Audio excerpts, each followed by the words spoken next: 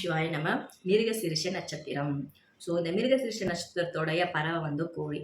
So கோழியோட குணாதிசயம் என்ன? எவ்வளோ அடி ஆழமட்டத்தில் இருந்தாலும் குப்பைங்களெல்லாம் கிளறி கிளறி கிளறி கிளறி அந்த அடியில் இருக்கிற பூச்சியை எடுத்து சாப்பிடும். ஸோ அது அதே மாதிரி தான் மிருகசீரிஷத்தில் பிறந்தவங்களோட குணமும். ஏதோ ஒரு விஷயத்தில் வந்து ஒரு பல காலம் மறைஞ்ச ஒரு விஷயத்த தோண்டி தோண்டி தோண்டி கலர ஆரம்பிச்சிருவாங்க.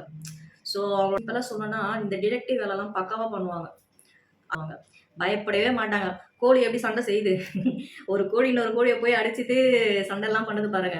அதே குணாதிசயம் மிருகசீரிஷத்துல பொறந்தவங்களுக்கு இருக்கும். 2 விஷயங்கள் கோழி பண்ணும். ஒண்ணு இரைய தேடிட்டே இருக்கும். அது பாட்டுக்கு போயிட்டே இருக்கும். அதே மாரி தான் மிருகசீரிஷத்துல பொறந்தவங்களும் தான் உண்டு, தான் வேலை உண்டுன்னு தான் இருப்பாங்க. தனக்கு தேவையானத தேடிக்கிட்டே இருப்பாங்க. ஸோ அவங்களோட தேடல் வந்து அவ்வளோ சீக்கிரம் வந்து ஸ்டாப் ஆவாதுங்க. ஏதாவது ஒண்ணு தேடி போயிட்டே இருக்கிறது அவங்களோட வாழ்க்கையில ஒவ்வொரு டைம்ல நடந்துகிட்டே இருக்கும். ஸோ இதெல்லாம் சொல்லிட்டோம். கோழினா ஜெனரலா முருகர்கிட்ட இருக்கிறவர் தான், செவல் தான்.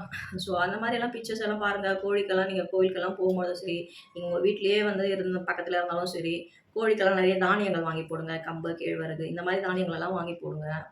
இது போல நெறைய இருக்கு. நீங்களே உங்களுக்கு கொஞ்சம் அனலைஸ் பண்ணி பாருங்க. ஒரு கோழி நல்லா அப்சர்வ் பண்ணி பாருங்க. அந்த கோழிக்கும் உங்களுக்கும் இருக்கக்கூடிய அந்த டைப்பு, கேரக்டர்லாம் கரெக்ட்டா சிங்க் ஆகிக்கிட்டே இருக்கும்.